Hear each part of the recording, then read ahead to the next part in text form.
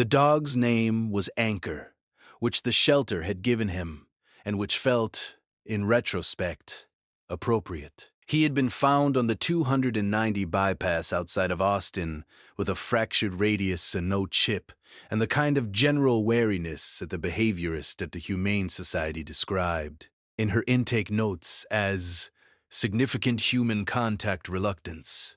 The family who adopted him, the Beaumont family, Calvin and Renee, and their 4-year-old daughter Petra, had been told this at the adoption. They had signed the paperwork anyway. That was 11 months ago. In 11 months, Anchor had warmed to Calvin incrementally, and to Petra entirely, and to Renee partially, which the behaviorist said was entirely normal and represented significant progress for a dog with his history. He slept in Petra's room. He ate his meals without incident. He had, on 3 separate occasions, accepted a treat from the neighbor's hand, which Calvin considered a milestone worth documenting. He had also, for the past 3 weeks, been blocking the back door. Not aggressively. He didn't snarl or bark. He simply positioned himself in the doorway every morning when Petra tried to go into the backyard and would not move. Petra, who was 4 and had the temperament of someone who has decided to get along with everything, would stand in front of him and say, "Anchor." And Anchor would look at her with the specific regret of a dog who has decided something and cannot be argued with. Calvin tried moving him. Renee tried distracting him with a leash, which normally produced immediate enthusiasm. Neither worked. Calvin called the rescue's post-adoption support line. The behaviorist he had spoken with 11 months ago called him back within the day. She listened. She said, "His body language, is he displaying any signs of anxiety? Panting, trembling, whale eye?" Calvin said, "No." She said, "Is he agitated or calm when he does it?"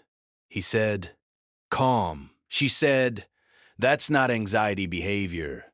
That's alert behavior." She said, "Something in that yard is triggering it." Calvin went into the backyard alone. He found the fire ant mound on the 3rd pass. It had established itself under the lip of the wooden play structure that had been there since before they moved in.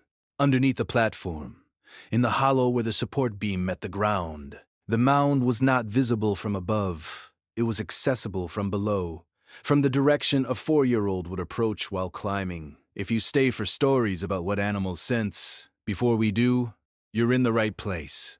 Subscribe so you don't miss the next one. The pest control technician who came the following day identified the colony as Solenopsis invicta, red imported fire ants, the aggressive subspecies that defends its colony by attacking anything that disturbs the mound. He described what would have happened if a child had triggered the mound by climbing the structure. Coordinated, rapid attack. He said that reactions in young children vary significantly, but that the most common response is panic, which leads to running and falling, which leads to secondary injury on top of the primary sting sites. He said 4-year-olds don't know to run away from ant mounds because they've never encountered one. He asked Calvin what had tipped him off. Calvin said the dog wouldn't let her into the yard. The technician was quiet for a moment. He said, "Huh." And then he treated the mound and the perimeter and left a number for follow-up and said, "Your dog has a good nose." Has your dog ever done something that made no sense until it was the only thing that made sense?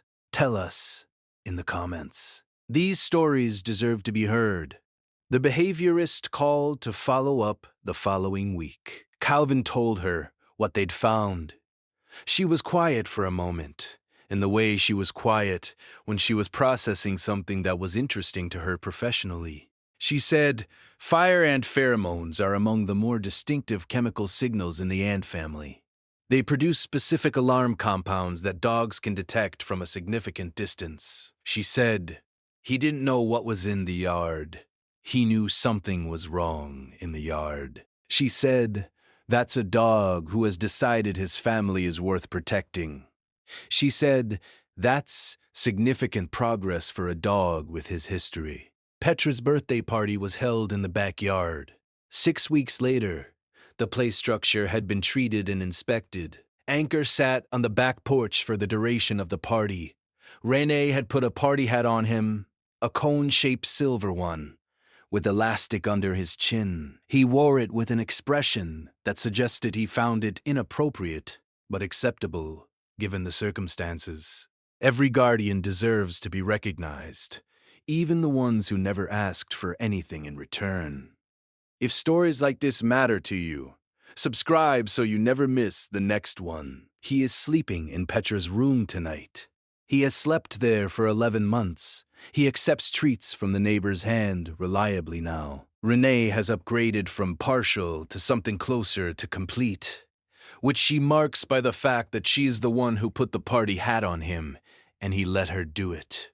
He does not block the back door anymore. The yard has been clear for 8 weeks, but Calvin has noticed that Anchor does a slow perimeter check of the yard every morning before Petra goes out. A deliberate circuit that covers the fence line and the base of the play structure, and the garden beds, and ends at the back step where he sits and waits. Calvin has started doing the check with him. Tomorrow, a dog who began acting differently toward one specific family member 6 weeks before a test result changed everything.